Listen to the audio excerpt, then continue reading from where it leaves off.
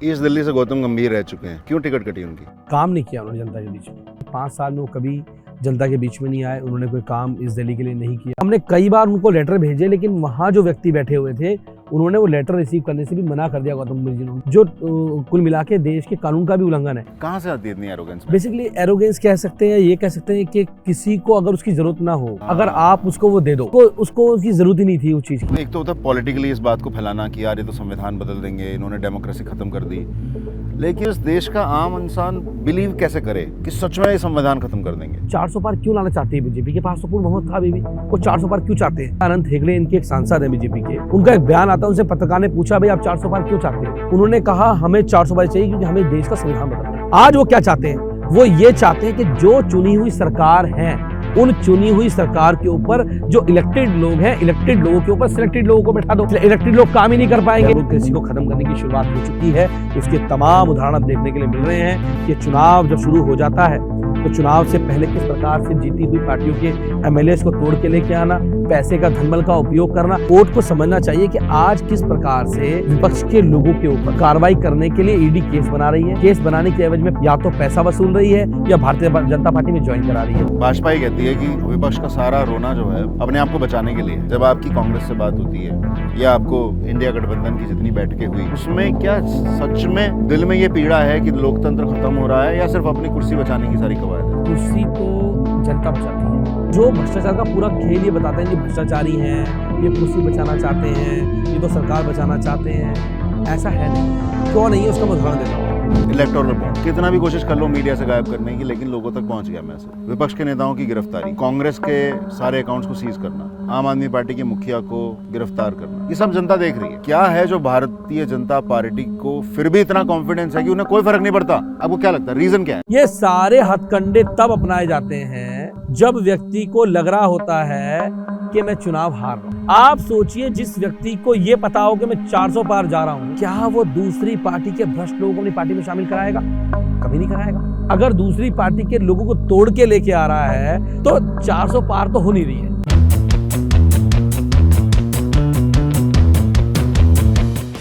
दोस्तों, जैसे हर 5 साल में पार्टियों के बीच में चुनाव होते रहते हैं, जिसमें अलग अलग पार्टियां अपने कैंडिडेट चुनाव में उतारती हैं, उसी तरह इस बार भी हम अपने अपने प्रत्याशियों के चेहरे के सामने बटन को दबाकर अपना सांसद चुनेंगे। लेकिन इस बार का चुनाव कई कारणों से ज़रा हटकर है। पहला कारण कि दिल्ली की तरह ही कई जगह इंडिया गठबंधन संयुक्त प्रत्याशी मैदान में उतार रहा है। और मेरी नज़र में दूसरा सबसे अहम कारण यह है कि इस बार आपके वोट से या तो लोकतंत्र जीतेगा या एक तानाशाह का घमंड, या तो हर दिन व्हाट्सएप पर फैलाए जा रहे डर और प्रोपेगेंडा की जीत होगी, या बाबा साहब के संविधान और उनके संघर्ष की। या तो गोडसे का हिंसक हिंदुत्व जीतेगा या गांधी का अहिंसक सौहार्द और प्रेम। दोस्तों, इस बार हम मिलकर तय करने वाले हैं कि क्या अब हमारा देश जालिम रूस की तरह सिर्फ नाम मात्र का लोकतंत्र रह जाएगा, या कि फिर हम अमेरिका की तरह एक विक्षिप्त मानस को बाहर का दरवाज़ा दिखलाएंगे। बहरहाल, चुनावी बिगुल बज जाने के बाद आज मेरे साथ हैं आम आदमी पार्टी के पूर्वी दिल्ली से लोकसभा सीट के प्रत्याशी कुलदीप कुमार जी। ये कोंडली से विधायक भी हैं और सबसे कम उम्र में पूर्वी दिल्ली के लीडर ऑफ अपोजिशन भी रह चुके हैं। आज इनसे हम बहुत सारी बात करने वाले हैं। इलेक्टोरल बॉन्ड पर बात करेंगे देश के सबसे सुलगते मुद्दे यानी कि दिल्ली के मुख्यमंत्री अरविंद केजरीवाल जी की गिरफ्तारी पर भी। क्या यहाँ से अब आम आदमी पार्टी ख़त्म हो जाएगी या देश की सबसे प्रमुख विपक्षी पार्टी बनकर उभरेगी? तो मेरे साथ आज पूर्वी दिल्ली के प्रत्याशी कुलदीप कुमार जी हैं। आइए इनसे पूछते हैं कि ईस्ट दिल्ली में अभी तक इन्होंने क्या क्या काम किया है, और इस बार भाजपा के प्रत्याशी हर्ष मल्होत्रा जी से इनका आमना सामने की जो टक्कर है वो किस हद तक जाने वाली है। बहुत बहुत शुक्रिया कुलदीप भाई, आपने समय निकाला। Thank you. आप विधायक हैं? हाँ, 4 साल से। बिल्कुल। इससे जनता पहले पार्षद रहे हैं कितने साल से? मैं 2017 में पार्षद बना था और 2017 के बाद 3 साल बाद 2020 में विधायक बना और उसके बाद अब मेंबर ऑफ पार्लियामेंट का चुनाव लड़ रहा हूँ। ईस्ट दिल्ली से गौतम गंभीर रह चुके हैं, क्यों टिकट कटी उनकी? काम नहीं किया उन्होंने जनता के बीच में, कभी आए नहीं 5 साल में। 5 साल एक बहुत लंबा समय होता है, और जब भी आप पॉलिटिक्स में आते हो, राजनीति में आते हो, तो आपका सीधा मकसद होता है कि जनता की सेवा करना। संविधान ये कहता है कि जब भी आप जनता के वोट से चुन के आओ तो आपकी जवाबदेही जनता के प्रति है, लेकिन उनकी जवाबदेही जनता के प्रति ना होकर उनकी जवाबदेही और बहुत चीज़ों पे थी, लेकिन जनता के प्रति नहीं थी। 5 साल में वो कभी जनता के बीच में नहीं आए, उन्होंने कोई काम इस दिल्ली के लिए नहीं किया।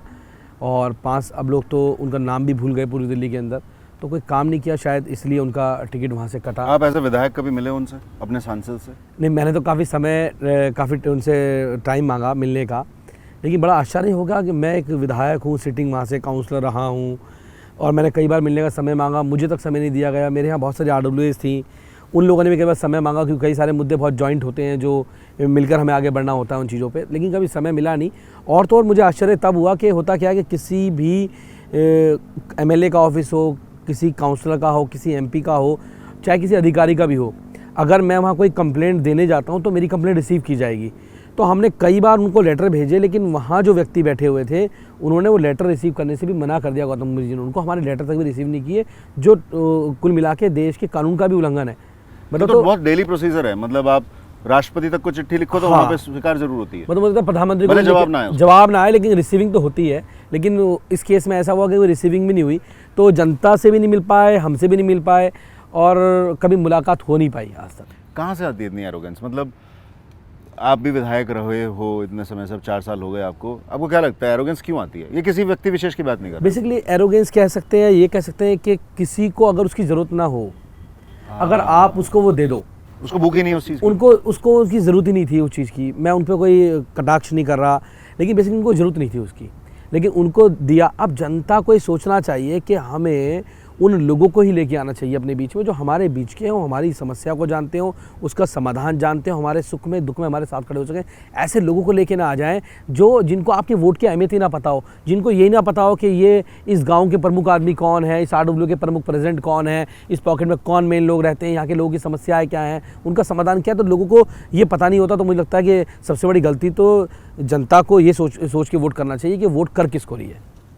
तो पिछली बार उन्होंने अपना डुप्लीकेट उतारा था प्रचार में भी तो हर्ष मल्होत्रा जी भी अपना डुप्लीकेट उतारने वाले हैं, खुद कम से कम चुनाव में उतरेंगे?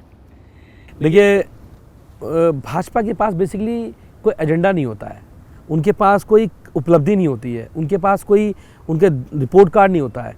जैसे मैं जनता के बीच में जाता हूँ तो मेरे पास रिपोर्ट कार्ड है अपने 4 साल के काम का, 3 साल काउंसिल का मेरे रिपोर्ट कार्ड है। मैं उस रिपोर्ट कार्ड को जनता के बीच में लेके जाता हूँ, मैं उनको जाके बताता हूँ कि भाई मैंने आपके बीच में काम किया, आपको अच्छा लगे तो मुझे वोट देना, ना अच्छा लगे तो मत देना। उनके पास कोई उनका एजेंडा ही नहीं होता। आप कभी भी उनके स्पीच भी सुनोगे तो वो उनका एजेंडा ही अलग है, वो अलग एजेंडे पे काम कर रहे हैं। 370 पार एजेंडा नहीं है तो क्या है? नहीं, देखिए, मुझे अगर वो उनका एजेंडा है तो बेसिकली उनका एजेंडा 400 पार का है। वो कहते हैं 400 पार, NDA का 400 पार का एजेंडा है।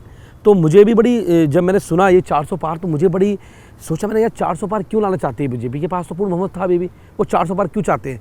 तो तुरंत ही एक बयान आता है, अनंत हेगड़े इनके एक सांसद हैं बीजेपी के, उनका एक बयान आता है, उनसे पत्रकार ने पूछा भाई आप 400 पार क्यों चाहते हो? उन्होंने कहा हमें 400 पार चाहिए क्योंकि हमें देश का संविधान बदलना है। संविधान बदलना है? हाँ, उसके लिए 2/3 से ज़्यादा मेजोरिटी चाहिए, इसलिए उनको मेजोरिटी चाहिए। अब मैं ये कहना चाहता हूँ, जो भी लोग इस देश के कॉन्स्टिट्यूशन से प्यार करते हैं, जो ये देश का संविधान, बाबा साहब अम्बेडकर ने जो कॉन्स्टिट्यूशन लिखा है, वो इस देश के लोगों की आत्मा है। अगर आप आत्मा को ख़त्म कर दोगे तो लोगों का जीवन ख़त्म हो जाएगा। तो मेन उद्देश्य जो उनका है, उनका संविधान बदलने का उद्देश्य है। हमारा उद्देश्य बाबा साहब के संविधान को पूर्ण रूप से इम्प्लीमेंट कराने का है कि उस संविधान में जो जो कहा गया है, अगर राइट टू एजुकेशन कहा गया है तो हर बच्चे को, चाहे वो गरीब का बच्चा हो चाहे वो अमीर का बच्चा हो, सबको बराबर की एजुकेशन मिलनी चाहिए। ये बाबा साहब का संविधान कहता है। राइट टू हेल्थ है, तो हर गरीब आदमी को, कोई आदमी उसके पास पैसे नहीं है, इस अभाव में उसकी डेथ हो जाए, उसके पिताजी दम तोड़ दें किसी बच्चे के क्योंकि उसके पास पैसा नहीं था, किसी का बच्चा दम तोड़ दे क्योंकि उनमें पैसा नहीं था, तो मुझे नहीं लगता कि हम किसी मानवीय जीवन में जी रहे हैं। तो right to education, right to health जो बाबा साहब अम्बेडकर का संविधान कहता है, हम उस संविधान को लागू कराना चाहते हैं। वो लोग 400 पार लाकर इस देश के संविधान को खत्म करना चाहते हैं। तो ये लड़ाई जो है 2024 का चुनाव है, ये एक तरफ देश के संविधान को खत्म करने वाले भारतीय जनता पार्टी के लोग हैं, उनके समर्थक लोग हैं, और एक तरफ वो लोग हैं जो इस देश के कॉन्स्टिट्यूशन को बचाना चाहते हैं, बाबा साहब अम्बेडकर के संविधान को बचाना चाहते हैं। एक बात और है, संविधान क्या कहता है? संविधान कहता है इस देश में हर व्यक्ति को समानता का अधिकार है, सबके लिए समान कानून है, सबके लिए समान नियम है, यहाँ महिला हो पुरुष हो सबके अधिकार बराबर हैं। इस देश में महिलाओं को बराबरी का अधिकार दिया गया है, उस संविधान के माध्यम से दिया गया। इस देश के पीछे छूट गए धारा में लोग दलित हों, पिछड़े हों, ओबीसी हों, अल्पसंख्यक हो, सबको बराबरी का अधिकार देने की बात वो संविधान करता है। तो क्या भारतीय जनता पार्टी इस देश के दबे कुचले लोगों से, दलितों से, पिछड़ों से, अल्पसंख्यकों से, उनसे, महिलाओं से उनका अधिकार छीनना चाहती है? क्या वो संविधान को खत्म करके क्या लागू करना चाहते हैं? वो लोग वो इस देश में क्या करना चाहते हैं? वो वापस इस देश के अंदर महिलाओं को गुलाम बनाना चाहते हैं, वो इस देश के दबे कुचले दलित पिछड़ों अल्पसंख्यकों को गुलाम बनाना चाहते हैं। लेकिन हम ये होने नहीं देंगे, क्योंकि हम बाबा साहब अम्बेडकर के संविधान की वजह से आज यहाँ इस देश में 50% की आबादी महिलाओं को बराबरी का अधिकार मिलने का काम हुआ है। इस देश के दलितों को, पिछड़ों को, पिछड़ी आबादी को बराबरी का अधिकार मिलने का काम हुआ है। आज गरीब बच्चों को एजुकेशन मिलने का काम हुआ है, उनको एजुकेशन का राइट टू एजुकेशन का अधिकार मिला हुआ है, राइट टू हेल्थ का अधिकार मिला हुआ है। वो इन अधिकारों को छीनना चाहते हैं, हम इन अधिकारों को बचाना चाहते हैं। और निश्चित रूप से बाबा साहब अम्बेडकर के संविधान को अगर ख़त्म करने की कोई सोचेगा भी, और हमें अगर उसके लिए अपनी जान भी देनी पड़ेगी, तो हम पीछे हटने वाले लोग नहीं हैं। बाबा साहब के संविधान पर एक आँच नहीं आने देंगे, हम ये दावे से कह सकते हैं। नहीं, पर आपको मतलब एक तो होता है पॉलिटिकली इस बात को फैलाना कि यार ये तो संविधान बदल देंगे, इन्होंने डेमोक्रेसी ख़त्म कर दी, लेकिन मतलब इस देश का आम इंसान बिलीव कैसे करे कि सच में ये संविधान ख़त्म कर देंगे? देखिए, लगातार भारतीय जनता पार्टी संविधान की समीक्षा की बात करती है। अभी मैंने आपको बयान कोट किया कि अनंत हेगड़े ने कहा कि हमें 400 बार संविधान बदलने के लिए चाहिए। भाजपा के बहुत बड़े बड़े नेता संविधान के ऊपर कटाक्ष कर चुके हैं। और डेमोक्रेसी की बात आती है तो आप उस डेमोक्रेसी को समझिए। आज डेमोक्रेसी क्या है? डेमोक्रेसी होती है कि जनता के वोट से चुनी हुई सरकार, जनता अपना वोट एक प्रतिनिधि को देती है, एक सरकार बनती है, वो सरकार जनता के प्रति जवाबदेही होती है। अगर आपको उनका काम अच्छा लगेगा तो आप उनको वोट दोगे, नहीं दोगे तो बदल दोगे। ये होती है डेमोक्रेसी। आज वो क्या चाहते हैं? वो ये चाहते हैं कि जो चुनी हुई सरकार हैं, उन चुनी हुई सरकार के ऊपर जो इलेक्टेड लोग हैं, इलेक्टेड लोगों के ऊपर सिलेक्टेड लोगों को बैठा दो। इसलिए इलेक्टेड लोग काम ही नहीं कर पाएंगे और सिलेक्टेड लोग उनके ऊपर बैठे होंगे। तो बिल्कुल जो वायसराय होते थे आज वो गवर्नर का रूप ले चुके हैं, और उनके पास इतनी शक्तियां इस सरकार ने दी हैं, वो इलेक्टेड के ऊपर सिलेक्टेड बैठाना चाहते हैं। ये देश कभी बर्दाश्त नहीं करेगा। आज जो मैं बात कर रहा हूँ, इस देश में शहीद आजम भगत सिंह, सुखदेव, राजगुरु, इस देश में उधम सिंह जैसे लोगों ने इस देश की आज़ादी की लड़ाई क्यों लड़ी? उन्होंने शहादत अपनी क्यों दी? वो फांसी के फंदे पर हंसते से क्यों चढ़ गए? इसलिए चढ़ गए क्योंकि उनको एक लोकतंत्र चाहिए था। उनको ये चाहिए था कि कोई किसी का गुलाम ना हो, जनता अपनी सरकार चुन पाए, वो सरकार उनके प्रति जवाबदेही हो। इस सुखद लोकतंत्र को बनाने के लिए उन लोगों ने अपनी आहुति दी, अपना बलिदान दिया। आज क्या हो रहा है? आज इस देश के अंदर उस लोकतंत्र को कुचला जा रहा है। तो सोचिए, आज उनका जब शहीदी दिवस ये देश मना रहा है उनका, तो उस समय पर वो उनकी आत्माएं क्या सोच रही होंगी? क्या उन्होंने इसलिए अपना बलिदान दिया था? क्या उन्होंने इसलिए हंसते हंसते फांसी का फंदा चूमा था कि इस देश के डेमोक्रेसी को ख़त्म किया जाएगा? फिर अंग्रेजों में और सरकार में क्या फ़र्क रह गया? कोई फ़र्क नहीं रहा। और अभी तो शुरुआत हुई है। हम कहते हैं डेमोक्रेसी कहाँ ख़त्म हुई है? डेमोक्रेसी ख़त्म करने की शुरुआत हुई है।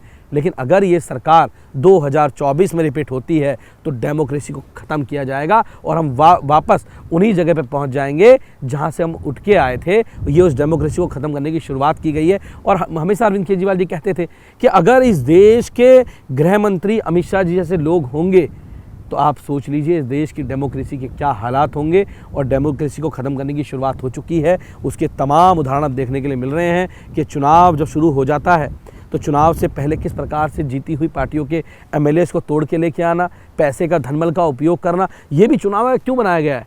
जो चुनाव, हम निष्पक्ष चुनाव की बात करते हो, क्या है कि हर व्यक्ति को, चाहे गरीब है चाहे अमीर है, हर व्यक्ति को बराबरी से चुनाव लड़ने का अधिकार मिले। क्या इस देश में आज ऐसा हो रहा है?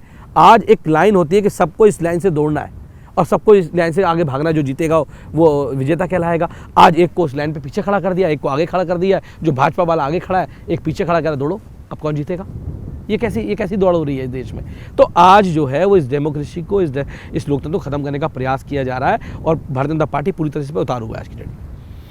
तो इलेक्टोरल बॉन्ड के ऊपर बहुत हंगामा हुआ, बहुत बातचीत हुई और भाजपा ने कहा कि तो पैसा पहले 2 नंबर से आया करता था, कच्चा पैसा आया करता था, और अब तो सारा पैसा बैंक के थ्रू आ रहा है।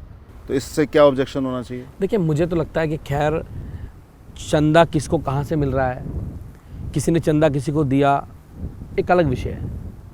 ये कोई विषय नहीं, चंदा हर पार्टी को मिलता है, पॉलिटिकल पार्टी को। लेकिन इसमें एक महत्वपूर्ण विषय क्या है?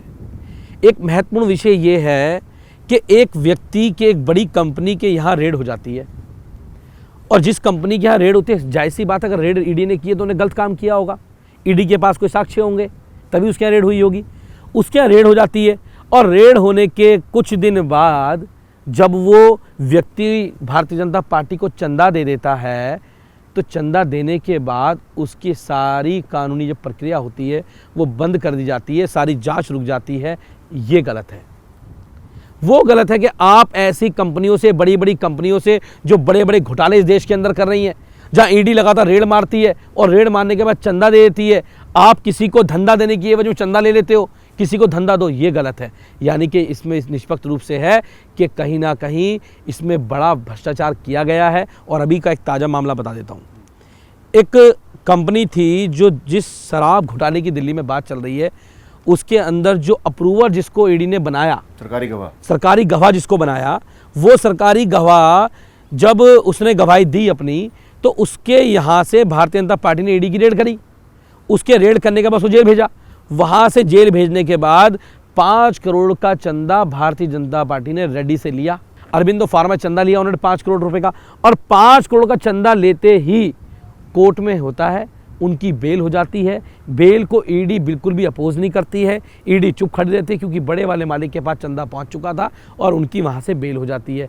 और बेल होने के कुछ दिनों बाद वही कंपनी अरबिंदो फार्मा 35 करोड़ रुपए का चंदा और भारतीय जनता पार्टी को रिलेक्टेड बोन से देती है, जिसके बाद अब वो सरकारी गवाह है। आप सोचिए उसकी गवाही पे कैसे विश्वास किया जाए। तो इसको कोर्ट नहीं समझता होगा?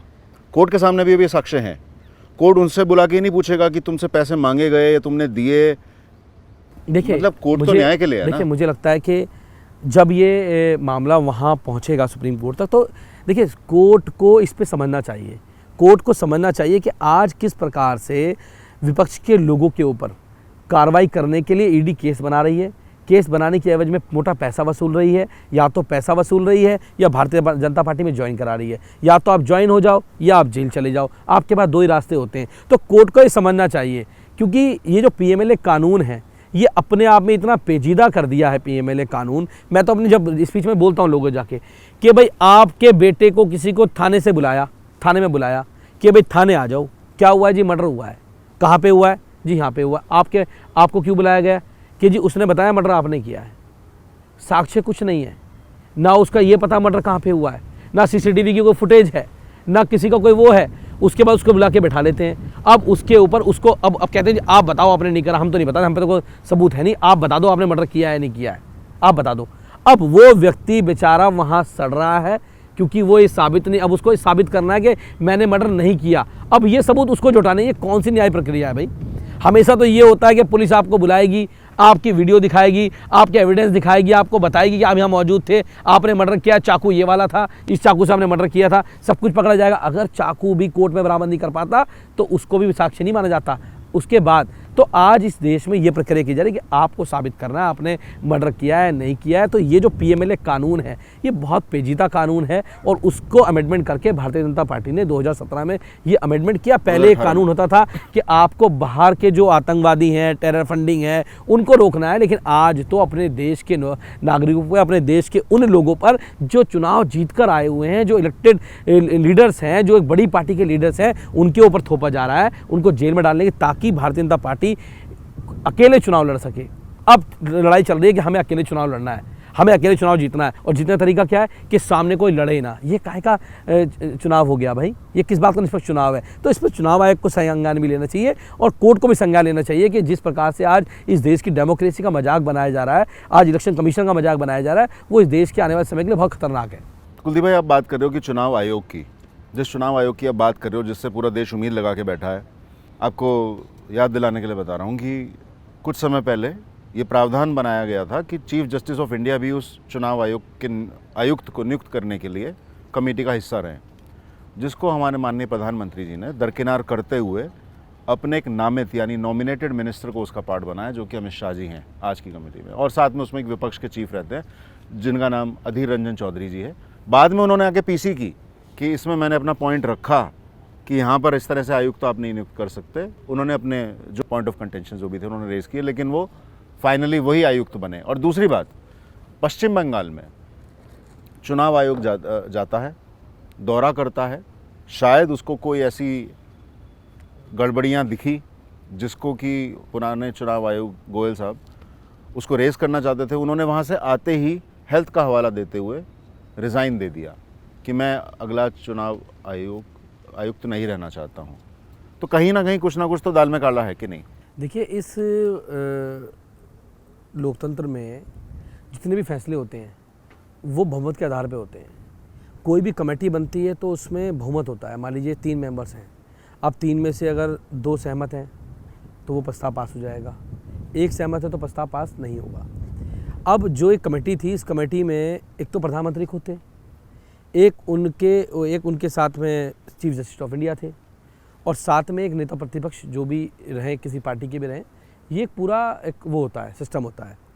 अब पहली बार प्रधानमंत्री जी ने ऐसा किया कि उन्होंने कहा चीफ जस्टिस ऑफ इंडिया इस कमेटी के मेंबर नहीं रहेंगे।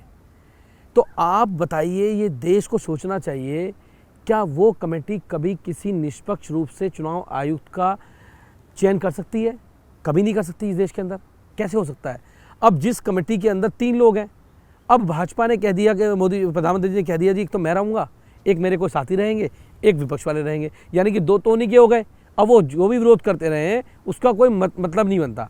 तो सीधा सीधा ये था कि चुनाव आयुक्त की जो पोस्ट थी, जो संवैधानिक पोस्ट थी, जो किसी पॉलिटिकल पार्टी के दबाव में ना बनते थे, ना बनाए जाते थे, ना उनको रिपोर्टिंग करते थे, ना कुछ करते थे। अब वो पोस्ट को इन्होंने पॉलिटिकल पोस्ट के तौर पे बनाने का काम किया, जिसमें सीधा सीधा सर्वोच्च न्यायालय का भी अपमान करने का काम प्रधानमंत्री जी ने, भारतीय जनता पार्टी ने करने का काम किया। और मुझे लगता है कि वो अब चुनाव आयोग जो है, जो भी चुनाव आयुक्त हैं, शायद देश के लोग उनके ऊपर उतना विश्वास नहीं रख पाएंगे जितना विश्वास निष्पक्ष रूप से बने हुए चुनाव आयुक्त के ऊपर था। तो हम एक अच्छे चुनाव की, एक निष्पक्ष चुनाव की कामना करना बड़ा मुश्किल है इस दौर के अंदर। तो इसलिए ये एक बहुत कठिन दौर है, और ये कठिन दौर आगे बढ़ता जा रहा है। और 24 के बाद अगर भारतीय जनता पार्टी सरकार में आती है तो ये दौर और स्पीड से आगे बढ़ेगा। तो अगर इस दौर को रोकना है, अगर निष्पक्ष चुनाव कराना चाहते हैं, इस देश के कॉन्स्टिट्यूशन को बचाना चाहते हैं, तो अब की बार देश के लोगों को भारतीय जनता पार्टी को इस देश से उखाड़ के फेंकना पड़ेगा। लेकिन भाजपा ही कहती है कि विपक्ष का सारा रोना जो है अपने आप को बचाने के लिए है। उनके जिस पार्टी के पीछे ईडी चली जाती है, जांच बैठने लगती है, घबराहट में सब इकट्ठे होने लगते हैं। तो ओवरऑल जो सेंस है, जब आपकी कांग्रेस से बात होती है या आपको इंडिया गठबंधन की जितनी बैठकें हुई, उसमें क्या सच में दिल में ये पीड़ा है कि लोकतंत्र ख़त्म हो रहा है, या सिर्फ अपनी कुर्सी बचाने की सारी कवायद है? देखिए, कुर्सी तो जनता बचाती है, कुर्सी जो है वो जनता बचाती है इस लोकतंत्र में। और कुर्सी जब आपको जनता वोट करती है, जनता आपको बनाती है, तो कुर्सी से हटाने का मतलब कोई बनता नहीं है। इसमें मेन विषय क्या है, जो भ्रष्टाचार का पूरा खेल ये बताते हैं जी भ्रष्टाचारी हैं, ये कुर्सी बचाना चाहते हैं, ये तो सरकार बचाना चाहते हैं। ऐसा है नहीं। क्यों नहीं है उसका मैं उदाहरण देता हूँ आपको। जैसे मुझे याद है प्रधानमंत्री जी की वो स्पीच, जब उन्होंने ये कहा कि अजीत पवार एनसीपी जो हैं ये बहुत बड़े घोटालेबाज हैं, एक फिगर भी उन्होंने दी थी, 70,000 करोड़ के घोटालेबाज। नेचुरली करप्ट पार्टी कहा था। नेचुरली करप्ट पार्टी है। प्रधानमंत्री जी का ये बयान जिस दिन आता है, उसके 2 दिन बाद भारतीय जनता पार्टी में वो शामिल हो जाते हैं। तो मैं कैसे मान लूँ कि देश के प्रधानमंत्री भ्रष्टाचार के खिलाफ हैं? मैं क्यों ना मानूँ कि वो केवल अपनी दूसरी पार्टी के लोगों को अपनी पार्टी में शामिल कराना चाहते हैं? और देखिए, उसके बाद नारायण राणे, उनके बारे में भाजपा क्या बोलती थी, प्रधानमंत्री जी क्या बोलते थे, आज वो भाजपा में शामिल हो गए।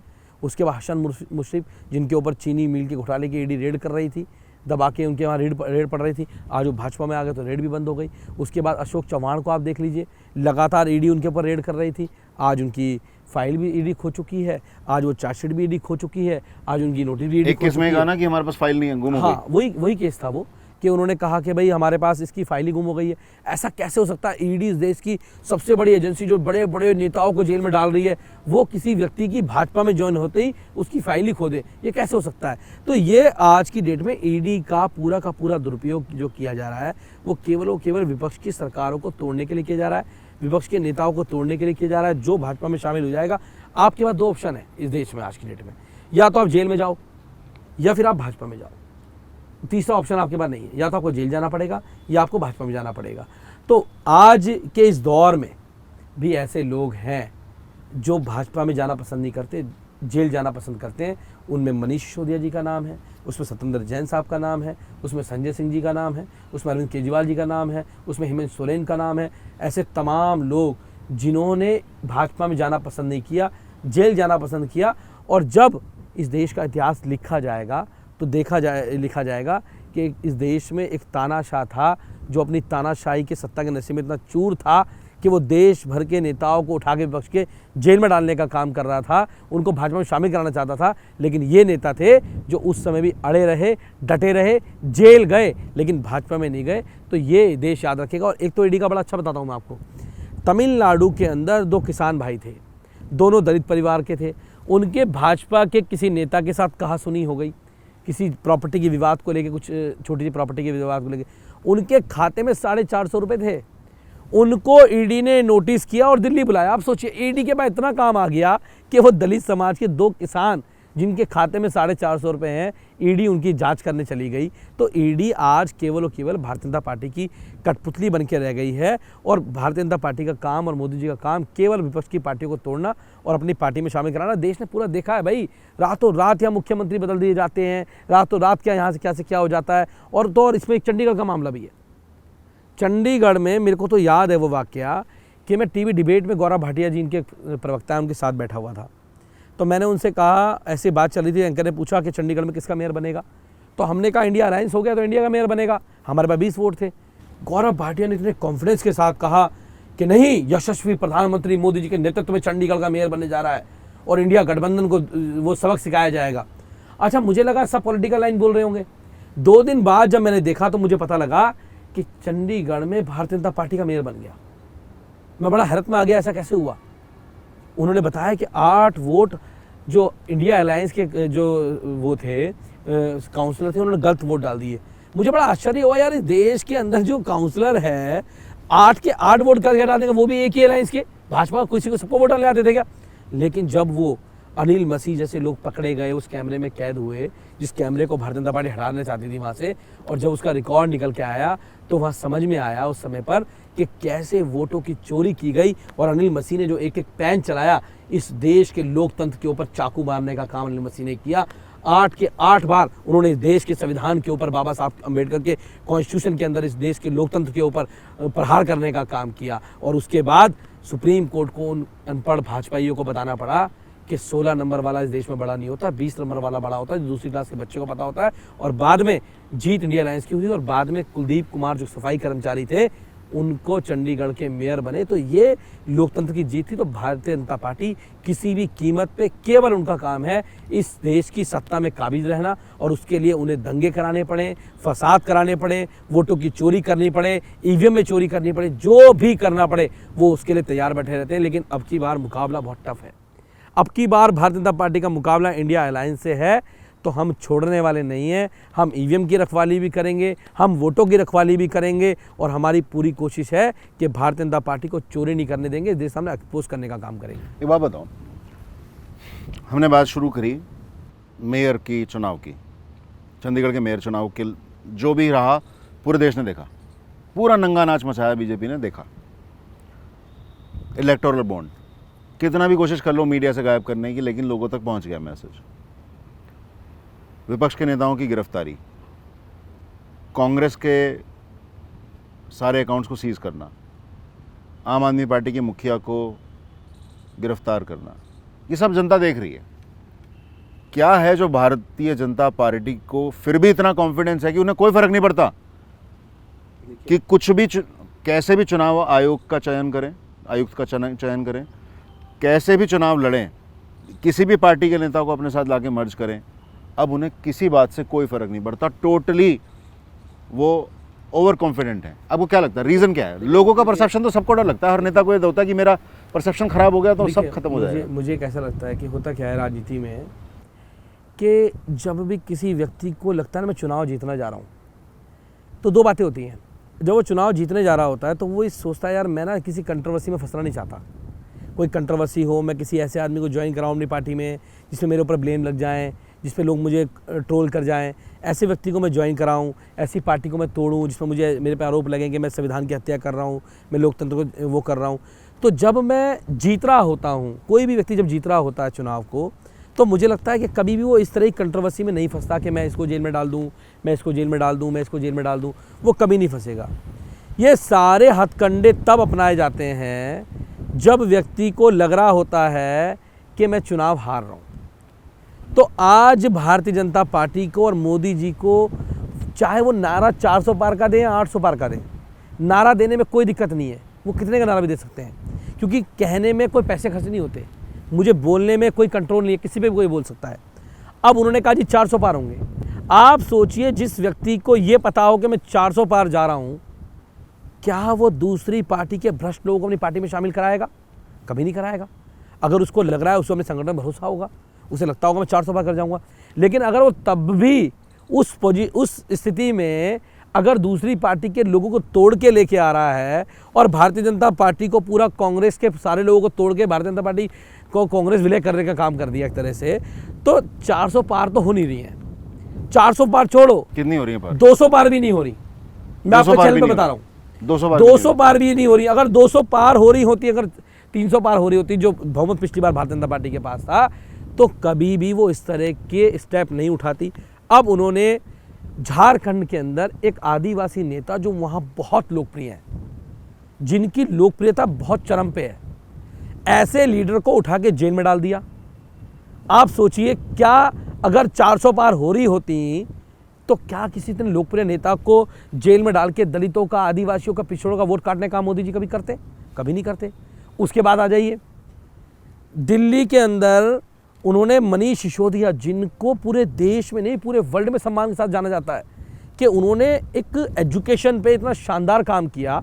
उन्होंने एक गरीब रिक्शे वाला, ऑटो वाला, सफाई कर्मचारी, किराएदार गरीब के बच्चे को इतनी शानदार एजुकेशन देने का काम किया, शानदार स्कूल खड़े कर दिए। आज सरकारी स्कूलों में हम जाते हैं तो जब वहाँ एनुअल डे के फंक्शन में स्कूल की उपलब्धियाँ एक साल की बताते हैं, तो साथ साथ ये भी बताते हैं कि 15 बच्चों ने नीट का एग्ज़ाम क्वालिफाई कर लिया, 20 बच्चों ने जेई का एग्ज़ाम क्वालिफाई कर लिया, मेन एग्ज़ाम क्वालिफाई कर लिया। अब वो डॉक्टर बनेंगे, वो इंजीनियर बनेंगे, आईआईटी में एडमिशन लेंगे, नीट का एग्ज़ाम क्वालिफाई करके डॉक्टर बनेंगे। तो ऐसे उस गरीब का बच्चा जो रिक्शा चलाता था, ऑटो चलाता था, सफाई करता था, उन बच्चों को अगर वो सपना देने का काम मनीष सिसोदिया ने किया, और ऐसे व्यक्ति को जिनकी लोकप्रियता बहुत बड़े लेवल पे थी, उनको मोदी जी ने जेल में डाल दिया। आज 1 साल से ऊपर हो गया। उसके बाद अभी रिसेंटली ले लीजिए अरविंद केजरीवाल, जिनको सब लोग जानते हैं कि देश भर में उनकी लोकप्रियता क्या है। दिल्ली छोड़ दीजिए, मैं दिल्ली की बात तो नहीं कर, दिल्ली में तो उनका अलग लेवल पे लोकप्रियता है। दिल्ली के लोग तो उन्हें अपना बेटा मानते हैं, अपना भाई मानते हैं, परिवार का सदस्य मानते हैं। और ये मैं कह नहीं रहा हूँ, ये देश ने दिखा दिया उनको बार बार। और उसके बावजूद एक ऐसे लीडर को, जो एक मास लीडर है, जिनके पीछे एक बड़ा तबका उनको सपोर्ट करता है, एक बड़ी पॉपुलेशन उनको सपोर्ट करती है, ऐसे लीडर को उन्होंने अरेस्ट करके झूठे केस में झूठे आरोप लगा के जेल में डाल दिया। आप बताइए, अगर 400 पार हो रही होती तो क्या वैसे कदम उठाते? पर आम आदमी पार्टी तो 20 ही सीट लड़ रही है ना, मतलब दिल्ली में कितनी सीट है? 4 सीट लड़ रहे हैं। देखिए, तो उससे कितना फर्क पड़ जाएगा? क्यों वो अपने नाम पे बदनामी लेना चाहेगी भाजपा? देखिए, ये बहुत दिलचस्प है। सबको, पूरे देश को पता है कि इतने सालों में अगर मोदी जी के खिलाफ, अगर उनकी योजनाओं की पोल खोलने का काम, उनकी चोरी की पोल खोलने का काम अगर इस देश में किसी लीडर ने बिल्कुल आमने सामने आके किया है, जहां आज लोग इस बात से डरते थे कि हम जेल चले जाएंगे, जहां लोग ये डरते थे कि हमारे परिवार को नुकसान पहुंचाया जा सकता है, उस दौर में अरविंद केजरीवाल जी एक मजबूत चट्टान की तरह डटे रहे और मोदी जी के हर पोल को खोलने का काम देश सामने उन्होंने करने का काम किया। तो उनको पता था कि लोकसभा चुनाव जब आएगा, और जिस समय पर इंडिया अलायंस में ना जाने का दबाव था, ये बिल्कुल स्पष्ट है। आम आदमी पार्टी 4 सीटें दिल्ली में लड़ रही है, 13 सीट पंजाब में लड़ रही है। पंजाब में बीजेपी के पास कुछ ना पहले था, ना आज है, ना कुछ होने वाला पंजाब में बीजेपी के पास। दिल्ली के अंदर बीजेपी की 7 सीटें थी, 4 सीटों पर हम चुनाव लड़ रहे हैं। तो शायद 400 सीट वालों को 4 सीटों से फ़र्क भी नहीं पड़ता है, लेकिन फ़र्क तब पड़ता है जब आप इंडिया अलायंस में आ जाते हैं। और इंडिया अलायंस में जब विपक्ष का एक बड़ा अलायंस बन के खड़ा होता है, और जब आप एक ब्रॉड लेवल पे देखोगे और अरविंद केजरीवाल एक मास लीडर के तौर पे देश भर में रैलियां करेंगे, और मोदी जी की जो उनकी योजनाएं हैं, जो झूठी योजनाएं हैं, उनकी पोल खोलेंगे, जो उन्होंने किए हैं उनके जो किस भ्रष्टाचार को खोलने का काम करेंगे, उनके झूठ को खोलने का काम करेंगे, तो निश्चित रूप से उससे बहुत बड़ा डेंट भारतीय जनता पार्टी को लगना था। और उनको पता था अगर अरविंद केजरीवाल बाहर रहेंगे और रैलियां करेंगे तो उसका नुकसान भारतीय जनता पार्टी को झेलना पड़ेगा। इसलिए उन्होंने उन्हें जेल में डाल के ये तो कोशिश की कि अरविंद केजरीवाल उन सीटों पे उनको फ़ायदा, क्योंकि देखिए, लेकिन उनको लगता हो कि अरविंद केजरीवाल प्रचार नहीं कर पाएंगे आदेश, मतलब इंडिया अलायंस के लिए प्रचार नहीं, इंडिया अलायंस के लिए प्रचार नहीं कर पाएंगे, देश भर में जगह जगह रैलियां नहीं कर पाएंगे, एक बड़े प्लेटफॉर्म पे खड़े नहीं हो पाएंगे। जब विपक्षी नेता सारे मिलकर खड़े होंगे, उनमें एक बड़ा नाम अरविंद केजरीवाल जो विपक्ष के बड़े लीडर हैं, जिनकी पॉपुलैरिटी बहुत ऊपर है, वो वहाँ खड़े नहीं हो पाएंगे। तो उनको स्टेज से उनको हटाना था। इसके लिए एक बड़ी पिक्चर को क्रिएट करने का काम किया, उनकी इमेज को डेंट करने का काम किया। लेकिन दिल्ली के लोग और देश के लोग जहाँ जहाँ आम आदमी पार्टी है वहाँ तो उनको बहुत लोकप्रियता है, बहुत प्यार उनसे करते हैं। और मोदी जी ने, मुझे लगता है कि शायद एक बहुत बड़ा डेंट इससे भारतीय जनता पार्टी को देश के 2024 के चुनाव में लगने जा रहा है। और मैंने जो ये बात कही है कि 200 पार भी नहीं करने जा रहे, उसका एक बड़ा रीज़न ये भी है कि अरविंद केजरीवाल को जेल में डालना मोदी सरकार की बड़ी भूल होगी, क्योंकि देश में बड़े बड़े तानाशाह हैं। ये हिंदुस्तान है भाई, ये इंडिया है, ये भारत है। यहाँ के लोगों ने हमेशा उसका साथ दिया है। अगर घर में कोई परिवार में एक ऐसा बच्चा होता है जिसको दबाया जाता है तो उसके माँ बाप, उसके परिवार के लोग उस गरीब बच्चे के साथ खड़े होते हैं, एक ताकतवर पैसे वाले बेटे के साथ नहीं खड़े होते। तो अरविंद केजरीवाल जी को आज दबाया जा रहा है, उनको झुकाया जा रहा है, लेकिन उनका बेटा चट्टान की तरह खड़ा है, तो देश के लोग अरविंद के साथ खड़े होंगे और इसका नुकसान मोदी जी को झेलना पड़ेगा। यदि इतनी लोकप्रियता है आम आदमी पार्टी की, अरविंद जी की इतनी लोकप्रियता है ना, तो पहले चुनाव में 2014 के चुनाव में लगभग 400 सीटें चुनाव में लड़ी थी आम आदमी पार्टी ने, लगभग 400 सीटों के आसपास चुनाव लड़ा था। अरविंद जी ने खुद वाराणसी से मोदी जी के अगेंस्ट में चुनाव लड़ा था और दिल्ली में उनके 33% वोट आए थे। कट टू 2019, दिल्ली में वो प्रतिशत गिर के 17% हो गया था आम आदमी पार्टी का। बीजेपी का वोट प्रतिशत बढ़ा था, 7 सीटें वो पहले भी जीते, दोबारा भी जीते, और इस बार आम आदमी पार्टी लगभग 20 सीट के आसपास, यदि मुझे सही याद है तो 20 सीट के आसपास लड़ रही है। कहाँ तो 400 सीट लड़ रही थी 14 में, और 24 में आते थे सिर्फ 20 सीट। यदि पार्टी का संगठन बढ़ रहा है तो सीटें कम क्यों लड़ रहे हैं? देखिए, 2014 में एक अलग माहौल था। उस माहौल में देश भर में एक आंदोलन था, लोगों को चुनाव लड़ना था, हर जगह से आवाज़ उठ के आ रही थी, नीचे बहुत सोशल लोग थे, चुनाव लड़ना था उस समय पे। इसलिए आम आदमी पार्टी पूरे देश भर में चुनाव लड़ी, जिसमें खुद मुख्यमंत्री जी वाराणसी चुनाव लड़े थे जाके मोदी जी के सामने। ये हिम्मत उन्होंने दिखाने का काम किया था। उस समय आम आदमी पार्टी पर कोई संगठन नहीं था, कोई स्ट्रक्चर नहीं था। आज संगठन है, आज संगठन बेस्ड है। क्या आपने अपनी सारी शक्तियों को डिवाइड कर दिया चारों तरफ? देखिए, होता क्या है कि जब आप नए नए राजनीति में आते हैं तो शायद आपको उतना अनुभव नहीं होता है। एक समाज सेवी के तौर पर राजनीति शुरू करना, एक जनता की आवाज़ बन राजनीति शुरू करना, उसके बाद राजनीति में आना और उसके बाद चुनाव लड़ना, उस समय पे हो सकता है अलग चीज़ें पे काम हो रहा होगा 2013 में। लेकिन आज जिस तरह से आम आदमी पार्टी आगे बढ़ रही है स्टेप बाय स्टेप, और देश में जिस प्रकार से अरविंद केजरीवाल जी की लोकप्रियता, उस समय हम पे दिखाने के लिए कुछ नहीं था। उस समय हमने कोई काम नहीं किया था। आज हम पे दिखाने के लिए काम है, प्रूफ करने के लिए है। तो हम चाहते हैं कि हम जहाँ भी लड़ें मजबूती के साथ लड़ें और मजबूती के साथ टक्कर दे पाएँ, और वहाँ हमारे उम्मीदवार जो भी लड़ें वो जीतकर इस संसद में पहुँचे, इस देश की लोकसभा में पहुँचे, सबसे बड़ी पंचायत में पहुँचे और देश की जनता की आवाज़ उठाने का काम करें, उनके मुद्दों को उठाने का काम करें, उनके काम करने का। तो आप ये कहना चाहते हैं कि पिछली बार क्योंकि वोट बहुत हद तक बहुत दूसरी पार्टियों के कट गए थे, तो इस बार इंडिया अलायंस जो है ये सतर्क कॉल ले रहा है कि कोई भी पार्टी किसी दूसरी पार्टी का वोट ना काटे? देखिए, चुनाव में ये तो होता ही है। कभी कभी कुछ ऐसे लोग भी जीत जाते हैं जिनके प्रति लोगों की सहानुभूति नहीं, जिनके प्रति लोगों की लोकप्रियता नहीं होती है, लेकिन मजबूरी में उनको जिताना पड़ जाता है। उस सामने 5 पार्टियां लड़ रही होती हैं, 5 उम्मीदवार लड़ रहे होते हैं, उन 5 के वोट पड़ जाते हैं। जीतने वाले को 30% वोट मिले, लेकिन जो हारे उनके पास 70% वोट थे, लेकिन वो बट गए। डिवाइड एंड रूल जो अंग्रेज करते थे, फूट डालो राज करो, मोदी जी भी वही कर रहे हैं। तो आज वो अंग्रेजों की उस नीति को, जो डिवाइड एंड रूल थी, जो फूट डालो राज करो वाली नीति थी, उस नीति को ख़त्म करने के लिए आज इंडिया अलायंस बना है, ताकि जो इस देश के 60% लोग हैं, जो 70% लोग हैं जो मोदी जी को पसंद नहीं करते हैं, वो लोग एक साथ आएँ और उनको उम्मीदवार लोकसभा में जीत के जाए। तो पंजाब में इंडिया अलायंस हुआ है।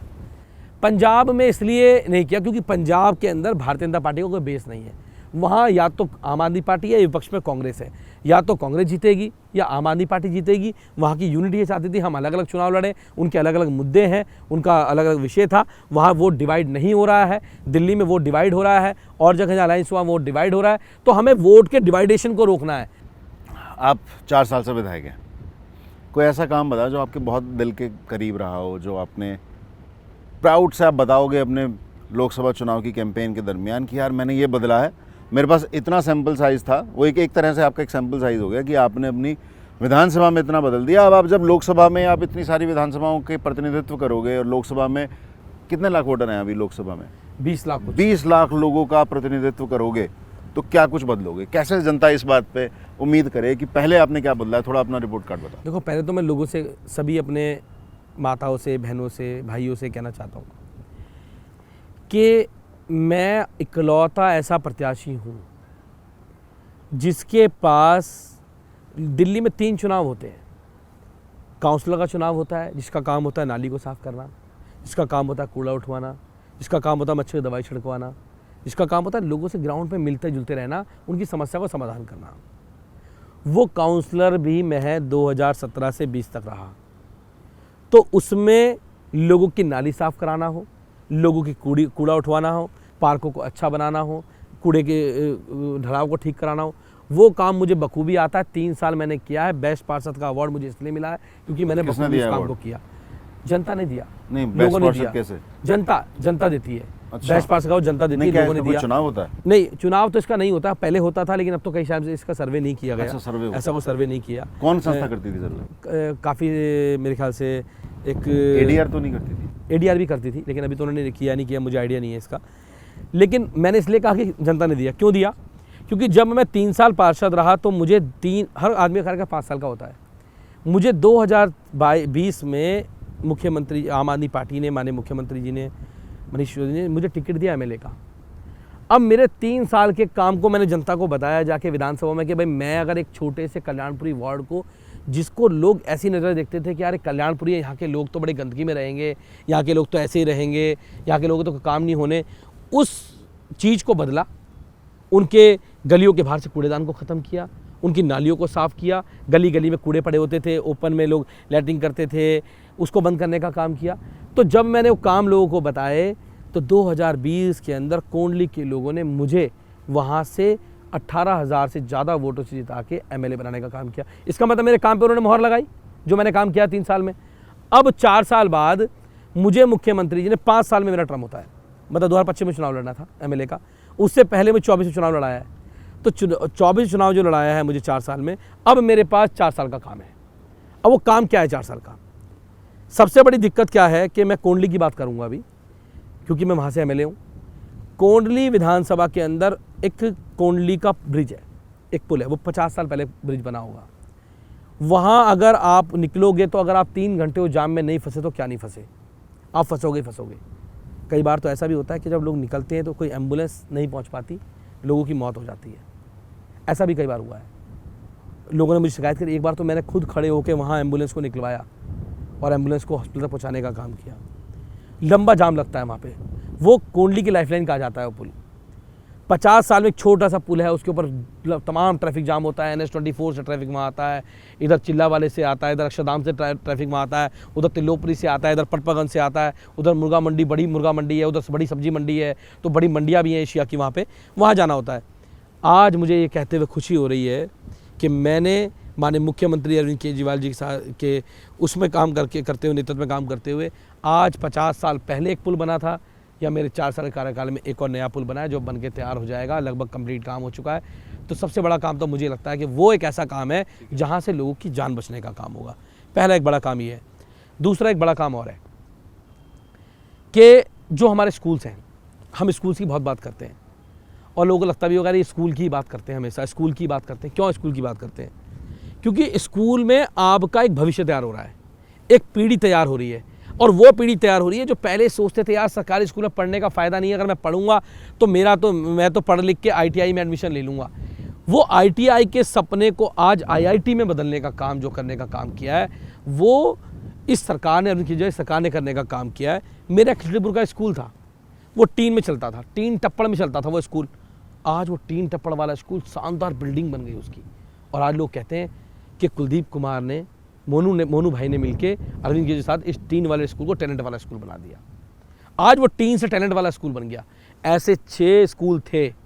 आज एक स्कूल अभी बहुत ख़राब कंडीशन में था, अभी उसका उद्घाटन रिसेंटली मुख्यमंत्री जी ने किया है। आज वो 6 के 6 स्कूल शानदार बिल्डिंग बन गई, शानदार वहाँ प्रोजेक्टर लग गए, शानदार लैब बन गई, लिफ्ट लग गई, किसी घर में लिफ्ट नहीं होती है, वो शानदार 6 स्कूल बनने का काम किया। मेरे लिए एक बहुत बड़ा काम है, वो एक बहुत बड़ी अचीवमेंट है कि अब वहाँ एक स्कूल में लगभग 6,000-7,000 बच्चे पढ़ते हैं। अगर 2 शिफ्ट की बात करूँ तो 7 से 8,000 बच्चे पढ़ते हैं, तो 8 पंजे 40,000 बच्चों का भविष्य सुधारने का काम उस स्कूल से मैंने करने का काम किया। तो ये 2 बड़े काम हैं। एक तीसरा बड़ा काम और है, मेरे एक हॉस्पिटल लाल बहादुर शास्त्री हॉस्पिटल, मैं उसका चेयरमैन हूँ। उस हॉस्पिटल में 125 बेड का हॉस्पिटल है। उस हॉस्पिटल के अंदर इस दिल्ली की उसको लाइफलाइन कहा जाता है, क्योंकि इस दिल्ली में अगर मैं कोंडली की, तिलोपरी की, पटपागंज की बात करूं तो इस तरफ में इन 4 विधानसभा 5 विधानसभा में ये विश्वासनगर भी, उसमें छोटा हेडग्वार है लेकिन वो इससे बड़ा नहीं है, 100 बेड का हॉस्पिटल था। लोगों को बहुत बड़ी वेटिंग करनी पड़ती थी, कभी कभी तो ऐसा भी हो जाता था, मैं आपको बताऊँ, कि लोगों को एक बेड पे जगह भी नहीं होती थी। मुझे ये खुशी है बताते हुए कि 2021 में उसका काम शुरू किया था, 2021 में जब मैं विधायक बना उसके बाद उसका काम शुरू कराया था। और आज जब हम यहाँ 2024 में बैठे हैं तो 450 बेड का हॉस्पिटल बनके तैयार है। जल्द ही उसका इनोग्रेशन होगा और वहाँ के लोगों के लिए एक बड़ी हेल्थ में एक बड़ा बदलाव वहाँ का होगा, और वहाँ मतलब बड़े अच्छे लोगों को वहाँ सुविधाएं मिलेंगी, अच्छा फ़ायदा होगा हेल्थ का। तो ये तो बड़े काम है जो हमने वहाँ करने का काम किया। उसके बाद बच्चों के लिए ओपन जिम लगाना हो, स्कूल बनाना हो, पार्क बनाना हो। मेरा एक बाबा साहब अम्बेडकर का पार्क है, बहुत पुराना पार्क है, कल्याणपुरी के अंदर वो पार्क था। बाबा साहब अम्बेडकर की मूर्ति लगी होती थी ऐसे कैसे। मैं जब पहली बार गया वहाँ काउंसलर बन के, तो मैंने कहा यार बाबा साहब की प्रतिमा यहाँ लगी हुई है, इसको मुझे ऊपर कभी कौवा बीट करता था, कभी कोई करता था। अब हमने क्या किया, उसको बहुत शानदार भव्य रूप देके उसका भव्य रूप में बनाने का काम किया और एक मॉडल प्रस्तुत करने का काम किया। बाबा साहब की प्रतिमा इतनी शानदार भी हो सकती है। तो हमने ऐसे ओपन जिम लगाना हो। और बड़ी बात बताता हूँ, होता क्या कि लोग कहते हैं जी आम आदमी पार्टी वाले ना ये तो केवल गरीब लोगों के लिए काम करते हैं। हम सबके लिए काम करते हैं। हम जब राजनीति में आते हैं तो हम सबके लिए काम करते हैं, बराबरी से काम करते हैं। यही आम आदमी पार्टी की खासियत है कि हम यहाँ जाति, धर्म, संप्रदाय, समुदाय, बड़ा छोटा, गरीब अमीर नहीं देखते हैं। मेरे यहाँ जैसे कल्याणपुरी वार्ड है, कल्याणपुरी सारी गलियाँ बनाई हैं, कोंडली की सारी गलियाँ बनाई हैं, घड़ौली गाँव, दल्लूपुरा, ये जो गाँव है वहाँ की भी गलियाँ बनाई हैं, कोंडली गाँव उनके सभी उनकी गलियाँ बनाई हैं। लेकिन साथ साथ अब बड़ी बात क्या है कि मेरे यहाँ 45 सोसाइटियाँ हैं वसुंधरा एन्क्लेव की। आज आप वहाँ जाओगे तो उनसे बात करो तो आप आपको बताएंगे ऐसी कोई सोसाइटी नहीं है जिसमें मैंने काम ना किया। 45 की 45 सोसाइटी में मैंने बूम बैरियर लगाने का काम किया। तो मुझे किसी ने बोला आपने बूम बैरियर क्यों लगाए यहाँ पे? बूम बैरियर होता है वो ऑटोमेटिक उठ जाता है। जब आप जाएंगे किसी सोसाइटी में गेट पे तो वो बटन दबाएंगे तो ऑटोमेटिक उठ जाएगा, उसको बूम बैरियर कहते हैं। लेकिन उसके पीछे एक बड़ी अच्छी कहानी है, क्यों लगाया। मैंने एक बार में कहा मैं 45 सोसाइटी में लगाना चाहता हूँ। क्यों लगाया? एक बार मैं सोसाइटी में गया, मेरी गाड़ी ने हॉर्न किया, गाड़ी ने हॉर्न किया तो 2 मिनट हो गए, कोई उठ के नहीं आया। पीछे से कोई गया, कह रहा है गेट नहीं खुल रहा है। तो मैंने कहा रुको खुल जाएगा गेट। तो मैंने जब देखा तो 3 मिनट बाद एक बूढ़े अंकल जी थे, सिक्योरिटी गार्ड थे, वो निकल के आए हाथ पहुँचते हुए। उन्होंने गेट खोला। मैंने कहा अंकल जी आप क्या कर रहे थे? कह रहे मैं खाना खा रहा था। मुझे बहुत दुख हुआ। मुझे लगा कि शायद मैं आज यहाँ पे आया हूँ तो पता नहीं कितने लोग आते होंगे इस सोसाइटी में डेली, और जब वो हॉर्न करते होंगे तो अंकल अगर खाना भी खा रहे होते होंगे तो उनके उठ के बार बार यहाँ पे आना पड़ता हो गेट खोलने के लिए। हो सकता है हम नोएडा के केस देखते हैं, लोग गाली गुतार भी कर देते हैं, मारपीट भी कर देते हैं, उनको कितनी गाली सुननी पड़ती होगी। उसके पीछे बस एक ही विज़न था कि हमारे किसी भी सिक्योरिटी गार्ड को जो गेट पे बैठा हो उसको ये ना सोचना पड़े कि उसको खाना छोड़ के ना आना पड़े, वो बटन दबाए और वो ऑटोमेटिक बूम बैरियर खुल जाए। ऐसी सोच के लोग तो चाहिए। तो ये विजन के साथ हमने करने का काम किया। असली कहानी है ना। हाँ नहीं ये तो बिल्कुल असली कहानी है, क्योंकि मैंने इसको इम्प्लीमेंट किया और मैंने सोच लिया, मैंने सोचा भी और उसको इम्प्लीमेंट भी किया, क्योंकि मेरे पास वो ताकत बाबा साहब अम्बेडकर संविधान ने दी थी, जनता ने मुझे वो ताकत दी थी कि मैं जीत के आया और उनके लिए एक झटके में। चलो अब जल्दी से बताओ, लोकसभा चुनाव यदि आप जीत रहे हो तो आप कौन कौन से काम करने की तैयारी कर रहे हो? बड़े बड़े काम, क्योंकि लोगों को ये लगता है कि यार यहाँ से 4 लोकसभा सांसद जीत भी गए, संसद में पहुँच भी गए तो क्या हो जाएगा। वो सोचते हैं कि हम तो प्रधानमंत्री के लिए प्रधानमंत्री का चुनाव कर रहे हैं यहाँ बैठ के, तो उनको वोट दें जो प्रधानमंत्री बनेगा। मैंने अभी आपको बताया भी था कि लोगों ने यही सोच के वोट किया था पिछली बार। जब ये सोच के वोट किया था तो पिछली बार क्या हुआ कि ऐसे व्यक्ति को चुन लिया जो 5 साल बीच में नहीं आया, उनके ना उनकी समस्याएं सुनी, ना उनके बीच में कभी आए, ना कोई काम करने का काम किया। तो लोग ये सोच के तो वोट ना करें कि हम प्रधानमंत्री को चुनने, अपने सांसद चुन के देख के वोट करें, कैसा कैंडिडेट है, कौन कैंडिडेट है, किस पार्टी का है। और कभी कभी तो लोग इसलिए वोट कर देते हैं कि भाई ये तो जीत नहीं रहे, इसको वोट कर दो। तो पिछली बार तो आधे लोगों ने इसलिए वोट कर दिया होगा कि उनको लगा ये बटे हुए हैं। मैंने कहा ना, जब आपके अंदर फूट होगी ना तो कई लोग उसका फ़ायदा उठा लेते हैं और कई लोग उसको इग्नोर भी कर देते हैं कि इनमें तो फूट पड़ी हुई है। तो आज जब एकता के साथ चुनाव लड़ रहे हैं तो लोगों को पता है लोग जीतेंगे। तो जो लोगों ने भारतीय जनता पार्टी को वोट कर दिया था या वोट डालने नहीं गए थे इस वजह से, अब वो भी इंडिया अलायंस के कैंडिडेट को वोट करेंगे। पहली बात तो ये। 2019 में कितना प्रतिशत वोट मिला था तीनों पार्टियों का, बता दीजिए। तीनों पार्टियों की अगर मैं बात करूं तो मेरे ख्याल से, अगर मेरे को परसेंटेज तो नहीं पता, लेकिन 6,75,000 आसपास वोट मिला था गौतम गंभीर जी को, और लगभग 3 कुछ के आसपास वोट मिला था लवली जी को, जो कांग्रेस के कैंडिडेट थे। और जो हमारे कैंडिडेट थे 1,90 के आसपास वोट उनको मिला था। तो कुल मिला के 1,90,000 की वोट के आसपास का 1,80 के आसपास का डिफरेंस था हमारे बीच में और बीजेपी के बीच में। तो अब की बार जब वो वोट जुड़ेगा और वो वोट बढ़ेगा तो अगली दिशा में चलेगा। अब 2019 से 2024 का चुनाव बहुत डिफरेंट है, मुद्दे अलग हैं। अब जुमले लोग देख चुके हैं, उन्होंने देख लिया कि 5 साल पहले जो वादे किए थे उस सरकार ने, अब आप वादे करो या नहीं किए जो आप निभाने वाले हो। देखिए, सबसे बड़ी बात क्या है कि एक बड़ी समस्या है, और वो समस्या एक झुग्गी में भी है, एक अनऑथराइज्ड कॉलोनी में भी है, एक पॉश एरिया में भी है, मैं कहता हूँ घटक क्लास में भी होगी। वो समस्या क्या है कि आज 18 साल से कम उम्र के बच्चे, जिनकी संख्या बहुत ज़्यादा है, आज वो कहीं ना कहीं अपराध की ओर बढ़ रहे हैं। और क्यों बढ़ रहे हैं? अपराध का बड़ा कारण है नशा। आज वो युवा पीढ़ी जो इस देश का भविष्य बन सकती थी, वो नशे में अपने आप को बर्बाद कर रही है पूरी तरह से। तो सबसे बड़ी समस्या है उस युवा पीढ़ी को उस नशे से निकालना। और अगर वो नशे से निकलेंगे तो मुझे लगता है कि समाज में जो चोरी की, बलात्कार की, मर्डर की, रेप, ये जो घटनाएं हो रही हैं, इन घटनाओं पे लगाम लगेगी। और साथ साथ हम उन परिवार के उन बच्चों को जो अपने परिवार को ख़राब कर रहे हैं, उसकी वजह से उन बच्चों को जो नशे की गर्त में जा रहे हैं, जिसकी वजह से उनकी मृत्यु भी हो रही है, मेरे लिए सबसे पहला चैलेंज ये है कि मैं उस नशे पर रोक लगाऊं। और उस नशे पर रोक तभी लग सकती है जब एक सांसद के तौर पर मैं वहाँ चुन के जाऊँगा, क्योंकि मैं विधायक के तौर पर चुन के गया तो विधायक के तौर पर उस पर लगाम नहीं लगा सकता था, क्योंकि दिल्ली सरकार के पास या मेरे पास ऐसी कोई पावर नहीं थी कि मैं पुलिस को कह सकूं। और एक सांसद के तौर पे डीसीपी कमेटी का चेयरमैन जो होता है वो सांसद होता है। अगर मैं एक सांसद के तौर पे जाता हूं तो मैं पूर्वी दिल्ली के लोगों को ये विश्वास दिलाता हूं कि मैं इस नशे के कारोबार को, ये जो नशे का कारोबार पूरी दिल्ली के अलग अलग इलाकों में फैला हुआ है, फल फूल रहा है, उस नशे के कारोबार पर लगाम लगाने का काम करने का काम करूंगा, उस क्राइम पर लगाम लगाने का काम करूंगा। सबसे पहला काम तो मेरा ये होने जा रहा है। आपको बीच में रोकते हुए एक बात बता दूं, क्योंकि बहुत लोगों को नहीं पता है कि देश में जुवेनाइल जो रहते हैं, यानी 18 साल से कम उम्र के बच्चों का टोटल कंट्रीब्यूशन क्राइम में लगभग 16% है। बिल्कुल। अलग अलग राज्यों में अलग अलग प्रतिशत है, और दिल्ली में वो, और दिल्ली में ये प्रतिशत 47% है। यानी दिल्ली में हर 100 क्राइम्स के पीछे 47 क्राइम 18 साल से छोटी उम्र के बच्चे कर रहे हैं। आप इसको डेटा को ढंग से समझना चाहते हैं तो national crime records bureau NCRB के डेटा को जाके देख लें दिल्ली के लिए। और दिल्ली सेंटर है बहुत बड़े बड़े क्रिमिनल एजेंसीज़ का, गैंगस्टर्स की रिक्रूटमेंट का हब बन चुका है कि यहाँ से इन बच्चों को उठाकर गैंगस्टर्स अलग अलग राज्यों में अपने गैंग को बढ़ाने के लिए यूज़ कर रहे हैं। दूसरा एक बड़े मुद्दे हैं कि इस दिल्ली में बहुत सारी सड़कें DDA के पास होती हैं, और DDA बहुत बड़े, जितने आप बड़े पार्क देखोगे दिल्ली में DDA के पार्क होते हैं। ये भी DDA का पार्क है। ये भी DDA का पार्क है। और अगर ये तो शायद अभी कोई प्रोजेक्ट किया है तो उस वजह से ये हो सकता है, लेकिन आप जो कॉलोनी के अंदर जाओगे वहाँ जो DDA के पार्क है उनकी हालत बहुत ख़राब है, उनकी सुनने वाला कोई नहीं है। और DDA का मतलब है कि LG लोगों को ये तो पता है कि अगर जल बोर्ड में पानी नहीं आएगा तो विधायक के पास जाना है, लेकिन ये नहीं पता कि अगर DDA नहीं सुनेगी तो किसके पास जाना है। तो ये नहीं पता ना लोगों की दिल्ली डेवलपमेंट अथॉरिटी दिल्ली सरकार के अंडर नहीं है। बिल्कुल।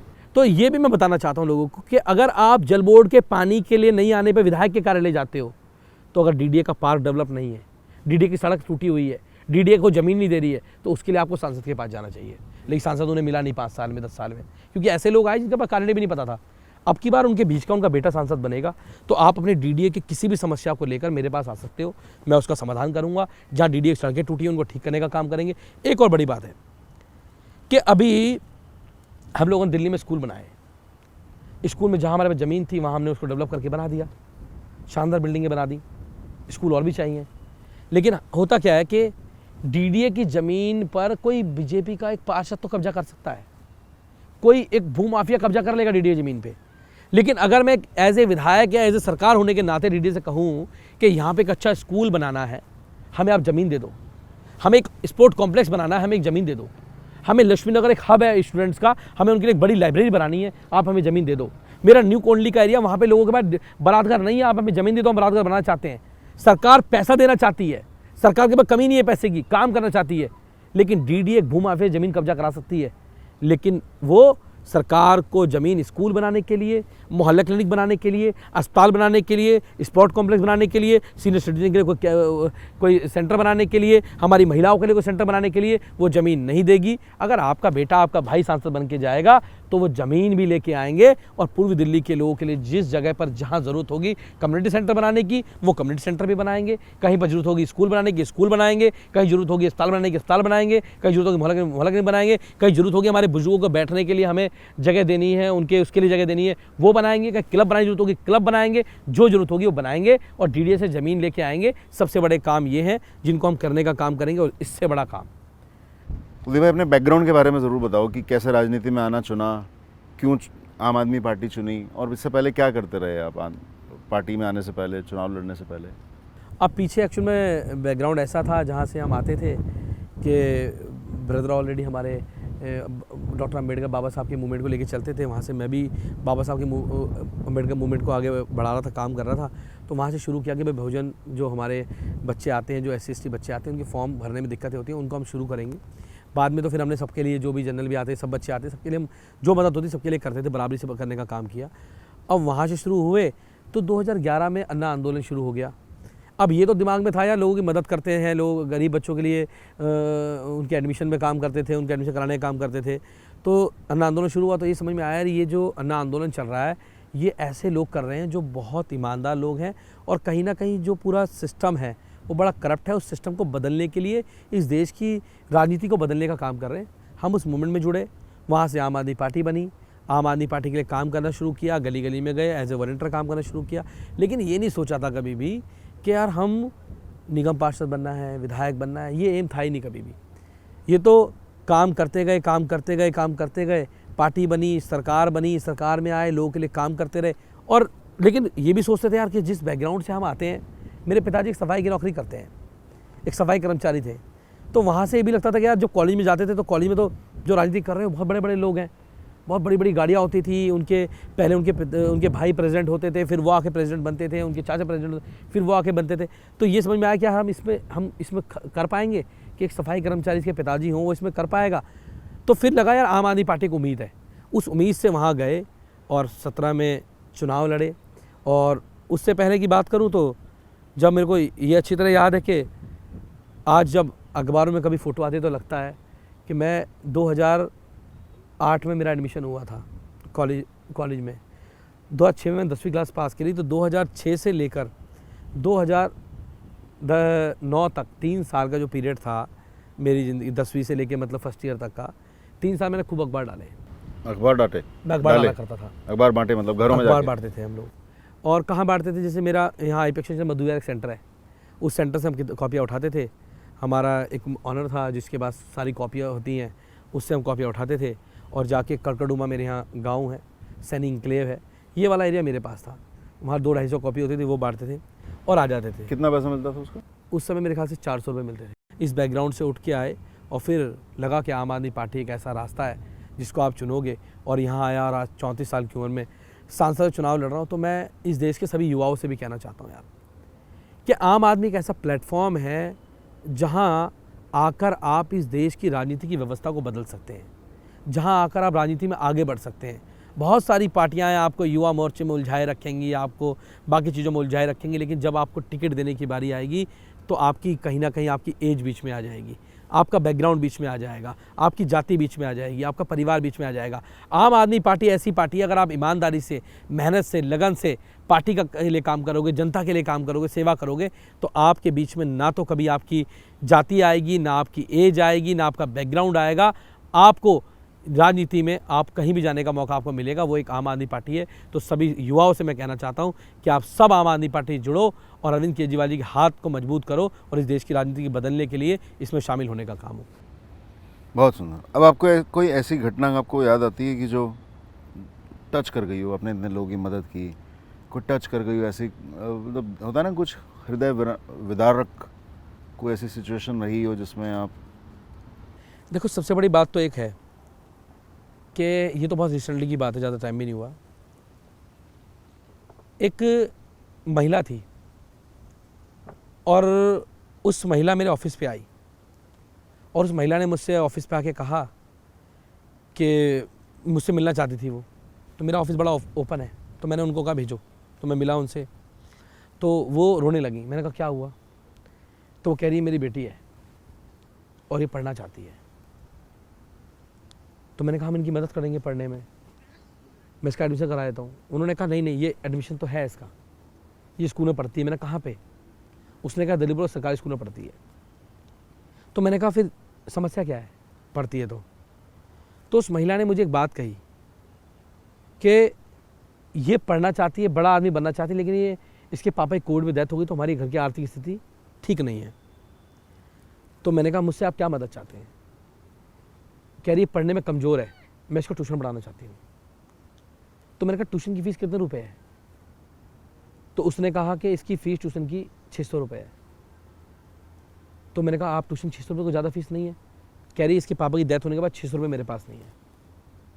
तो उसको मैंने कहा कि आपके कितने बच्चे और हैं? उसने कहा मेरा एक बेटी और है, मेरी 2 बेटियां हैं। तो वो उस बच्ची को, दोनों बच्चियों को मैंने कहा इनकी जिम्मेदारी मैं लूँगा और इनको दोनों की ट्यूशन की फ़ीस मैं भरूंगा, हर महीने की अपने अकाउंट से भरूंगा। और वो महिला और दोनों बच्ची रोने लगी। उस बच्ची ने कहा कि मेरे पिताजी का सपना पूरा हो जाएगा, अगर मैं पढ़ने में कमज़ोर हूँ और मैं थोड़ा पढ़ लूँगी तो मैं पढ़ने में तेज़ हो जाऊँगी। मैं पढ़ना चाहती हूँ लेकिन मैं पढ़ने में कमज़ोर हूँ। तो उसको मैंने करने का काम किया, वो रोने लगी। तो मुझे लगा यार मैंने एक बहुत बड़ा पुण्य का काम किया है। उस महिला का मुझे भी फ़ोन आया 3 दिन पहले। उसने मुझे कहा फ़ोन करके कि भैया मैं मिलना चाहती हूँ, ऑफिस आना चाहती हूँ। मैंने कहा बहन जी मैं अभी तो एमएलए ऑफिस नहीं, भर प्रचार चल रहा है, तो मेरा ऑफिस लोकसभा का इधर है। उसने मुझे कहा भैया बस मेरे को एक आपसे बात कहनी है कि वो जो अभी मुख्यमंत्री जी ने 1000 रुपये की स्कीम निकाली है, अब आप मुझे पैसे मत देना जो आप हर महीने फ़ीस के पैसे दे रहे थे, आप मेरा फॉर्म भरवा देना तो मेरी बच्ची की मैं वहाँ से फ़ीस भर दूँगी। तो मुझे मुख्यमंत्री जी पर गर्व होता है यार कि आज उस महिला को, जिसकी बच्ची नहीं पढ़ पा रही थी, जब 1000 रुपये उसके खाते में आएंगे ना, तो उस महिला को, उस बहन को किसी के आगे हाथ नहीं फैलाना पड़ेगा। वो अपनी बच्ची को उसको पढ़ा लेगी। और ऐसी कितनी महिलाएं इस दिल्ली के अंदर हैं जो उस 1000 रुपये से अपने बच्चों की ट्यूशन की फ़ीस भर लेंगी और उनके बच्चे पढ़ लिख कर इस देश के बड़े आदमी बनेंगे। हो सकता है सांसद बन सकते हैं, विधायक बन सकते हैं, बहुत सारी चीज़ बन सकते हैं। तो लोगों को विश्वास भी है एक तो वो कि जो मुख्यमंत्री जी ने कहा वो मिलेगा, और उसकी ईमानदारी देखिए आप, वो कह रही है कि नहीं मुझे फिर आपसे 1200 रुपये नहीं चाहिए। हाँ, मतलब उसकी ईमानदारी है। ईमानदारी। देखो जो गरीब आदमी होता है ना, वो बड़ा ईमानदार होता है यार। आप विधायक बने, कितनी उम्र थी आपकी? मैं जब विधायक बना तो मेरी उम्र उस समय पर 30 साल थी। 30 साल थी? 30 साल में विधायक बना। पार्षद थे तो 27 साल थे। 27 साल में पार्षद बन गया था और 30 साल में विधायक बना। और काफ़ी चीज़ें रही। मैं 2017 में काउंसलर बना और 2018 में मैं लीडर ऑपोजिशन बना। और बेसिकली लीडर ऑपोजिशन में जब बनता है व्यक्ति तो वहाँ पे कोई रिजर्वेशन वगैरह नहीं होता है। तो मुझे जब बनाया गया तो मैं बड़ा अचंभित था कि मुझे लीडर ऑपोजिशन कैसे बना दिया। मतलब सोचता ही नहीं आदमी क्या लीडर ऑपोजिशन भी कोई दलित व्यक्ति को बना देंगे, क्योंकि बड़ी एक ही सीट होती है, एक ही व्यक्ति को बनाना होता है। तो मुझे लीडर ऑपोजिशन बनाया गया। तो 2018 में लीडर ऑपोजिशन बना। उसके बाद मैं 18 के बाद तुरंत मुझे टीवी चैनल पे भेजना शुरू कर दिया। मैं बड़े बड़े चैनल पे जाने लगा। मुझे लगा नहीं कभी मैं इतने बड़े चैनल पे, आज तक ये चैनलों पे बैठ के, बड़े बड़े चैनल्स पे बैठ के मेरे इंटरव्यू होने लगे। मैं जाके वहाँ अपनी बात रखने लगा और अपनी बात करने लगा।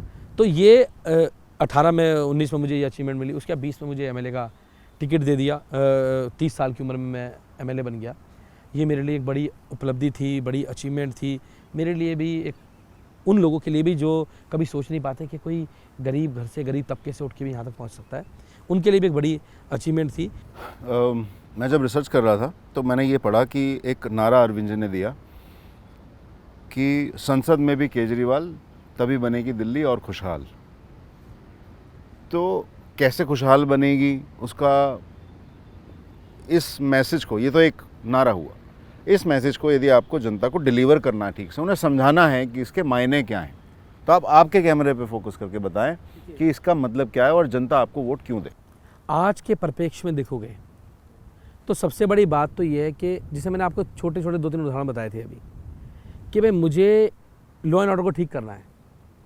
अब लॉ एंड ऑर्डर को अगर आपको ठीक करना है दिल्ली के, तो उसके लिए आपका नुमाइंदा संसद में होना चाहिए।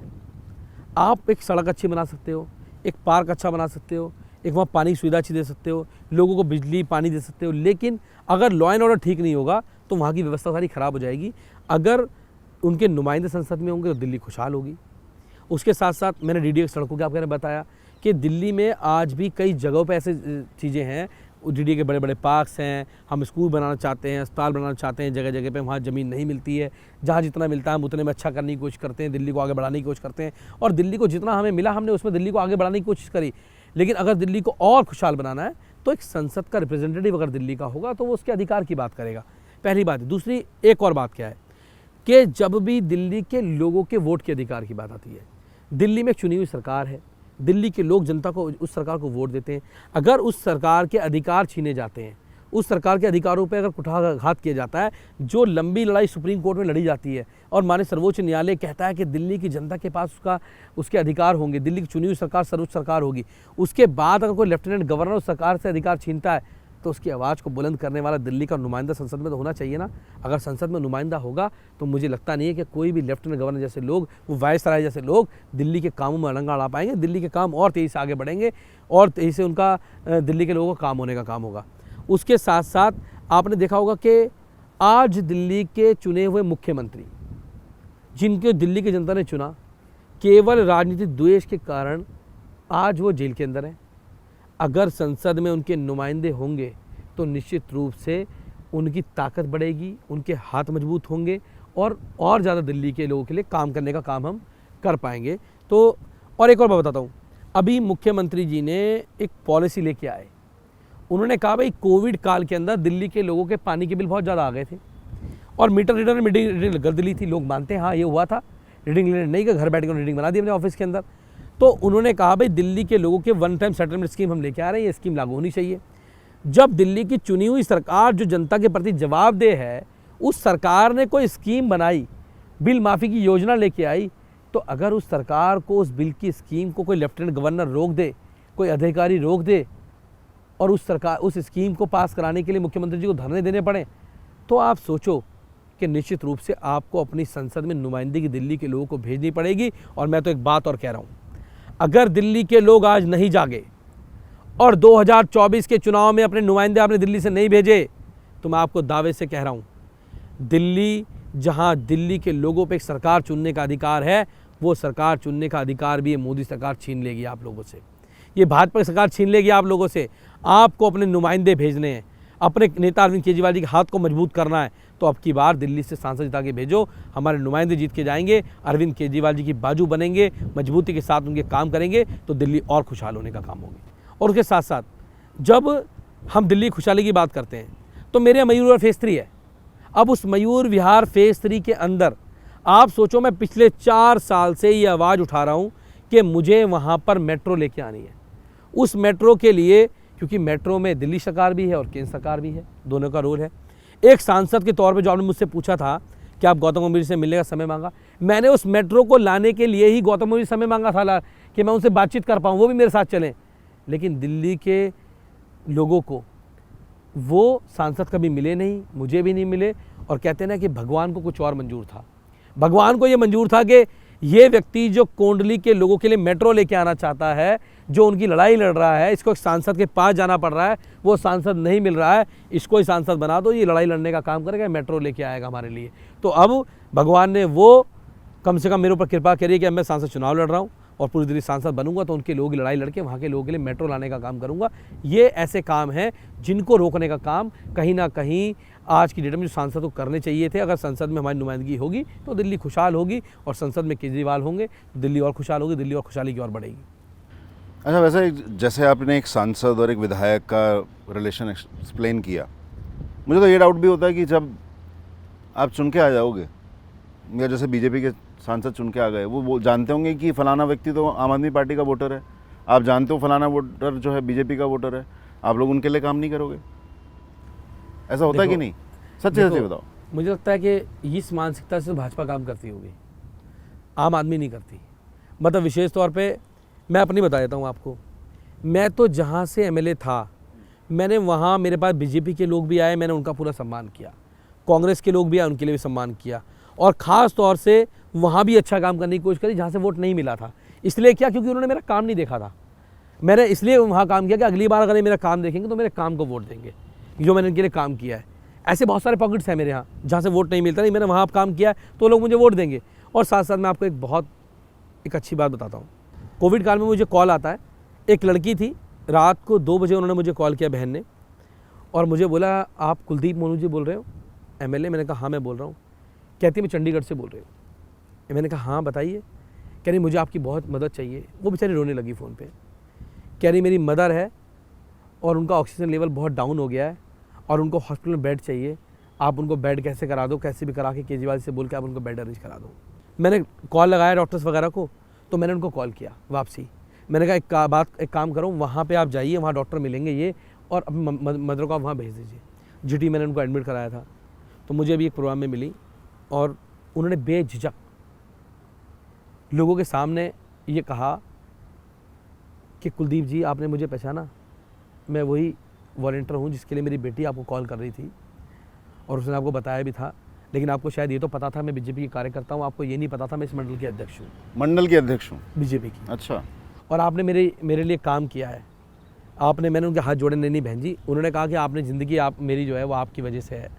तो मैंने उनको कहा मैं आपकी ज़िंदगी देने वाला कोई नहीं होता, ये सब ऊपर वाला है कि ऊपर वाले ने आपको मुझसे मेरा फ़ोन कराया, मैं रात में आपकी मदद कर पाया, ये मेरा काम था, ये मेरी सेवा थी। मुख्यमंत्री जी ने मुझे आदेश थे, मैंने जो मुझे काम दिया गया था मैंने उस काम को फॉलो किया। मैं किसी की जीवन बचाने वाला नहीं होता, लेकिन सच में ये मुझे लगा कि हर व्यक्ति को ये सोचे बिना काम करना चाहिए कि जब वो चुनाव जीत के आता है, जब चुनाव आते हैं 15 दिन के, तो वो काम करे अपनी पार्टी के लिए। लेकिन जब चुनाव से वो जीत के आए तो उसे ये देख के काम कभी ना करेगा ये बीजेपी का है, ये कांग्रेस का है, ये आम आदमी पार्टी का है। वो सबके लिए काम करे। कहीं ना कहीं भगवान की दुआएं, उनकी दुआएं आपको मिलती हैं, और मैं सबसे बड़ी दुआएं इंसान की दुआएं होती हैं। जो दुआएं आपको मिलती हैं ना, वो ज़िंदगी में आपको कभी नहीं मिल सकती। तो शायद उनकी ये दुआएं हैं जो आज मैं यहाँ एक विधायक के बाद एक सांसद के पद पे एक 34 साल का लड़का बैठा हुआ है। ऐसे लोगों की, बहुत सारे लोगों की दुआएं हैं जिनका हॉस्पिटल में मैंने इलाज कराया है, जिनकी मैंने डेड बॉडीज़ हैंड ओवर कराई हैं उनकी। ऐसे लोग बहुत सारे मेरे साथ हैं जिनको मैंने मदद की है, तो उनकी दुआएं मेरे साथ हैं। तो हम लोग ये देख के काम नहीं करते ये बीजेपी का है, कांग्रेस का है, ये कभी नहीं देखते। चुनाव में देखा जाता है भाई ये कांग्रेस के लोग हैं, बीजेपी के लोग हैं, उसके वॉलंटियर हैं। चुनाव के बाद सब अपने लोग हैं, सब अपने लिए अपने भाई हैं, सबके लिए काम करना है। बहुत सुंदर। असल में तो प्रकृति जब बनाई ऊपर वाले ने, ना उसे जातियों में बांटा, ना धर्मों में बांटा, और हम उसको बीजेपी, कांग्रेस और आम आदमी पार्टी में बांट दें, ये तो बहुत ही बेवकूफ़ी वाली बात है। और सरकारों का काम होना ये चाहिए कि जो बंटवारे हैं वो ख़त्म हो। और देश तो ये वसुधैव कुटुंबकम की बात करता है। ये देश कहता है कि सब हमारे हैं, बाहर मतलब कोई देश की बाउंड्रीज भी एक्चुअली बाउंड्रीज नहीं है। मानवता हमारा धर्म होना चाहिए। मानवता हमारा धर्म है। और मुझे तो मतलब देखिए होता ना, जब आपके मुखिया उस लाइन पे काम करते हैं, मुझे तो अच्छा लगता है कि जब हमने स्कूल अच्छे किए हैं दिल्ली में, तो स्कूल में पढ़ने वाला, चाहे वो दलित का, पिछड़े का, गरीब का बच्चा हो, सबके बच्चों के लिए अच्छी एजुकेशन है स्कूल के अंदर, सबके लिए बढ़िया इलाज है। वहाँ किसी की जाति देख के, धर्म देख के, पैसे वाला गरीब देख के, अमीर देख के नहीं है। सबके लिए समानता से सरकार काम कर रही है। हमारे मुख्यमंत्री जी काम कर रहे हैं, उन्हीं से प्रेरणा लेके हम भी सबके लिए काम करने का काम करते हैं। उम्मीद है आप बहुत दिल से चुनाव लड़ें, बहुत ताकत से चुनाव लड़ें, और अपने सारी ताकत तो हमारी ताकत कितनी भी ताकत होगी, हमारे कार्यकर्ताओं की ताकत भी कितनी भी ताकत होगी, लेकिन जो एक्चुअली ताकत है वो जनता की ताकत है। और जैसे पिछली बार अरविंद जी ने कहा था कि यदि मैंने काम किया है तो मुझे वोट दो, तो क्या कुलदीप कुमार ये कह सकते हैं कि यदि मैंने काम किया है एज अ विधायक, एज अ पार्षद, तो मुझे वोट दो, नहीं तो वोट मत दो? देखिए मैं तो ये पूरी जिम्मेदारी से कह सकता हूँ, और सबसे कह रहा हूँ। मैंने तो ये भी उदाहरण दिया था कि पहले इस बात को फिर विश्वास करो कि अगर मेरे कोंडली के लोगों से आप पूछें, अगर वो आपको कहते हैं कि यार मैंने आपके उनके लिए काम किया तो आप मुझे वोट दो। बिल्कुल ठीक है। अगर मैंने 4 साल में कोंडली के लोगों को लगता है कि मैंने उनके लिए काम किया तो सबसे ज़्यादा वोटों से मुझे जिता के भेजने का काम करें। तो हम तो काम के नाम पे वोट मांगने वाले लोग हैं। मैं नहीं कह रहा कि मैं किसी दलित जाति से आता हूँ, दलित संप्रदाय से आता हूँ तो आप मुझे वोट करो, बिल्कुल मत करना। अगर आपको लगता है कि मैंने कोई काम किया तो मुझे वोट करना, मेरा जाति मेरे धर्म देख के मुझे वोट मत करना, मेरे काम को देख के मुझे वोट करना। और आगे भी काम के नाम पे ही वोट मांगेंगे, जाति धर्म के नाम पे वोट नहीं मांगेंगे। बहुत सुंदर। Wish you all the best Kuldeep भाई। Thank you so उम्मीद much. है अगला इंटरव्यू हम आपके सांसद बनने के बाद करें और धन्यवाद। संसद के प्रांगण में यदि मुनासिब हुआ तो वहाँ इंटरव्यू करें। धन्यवाद। बहुत बहुत शुक्रिया।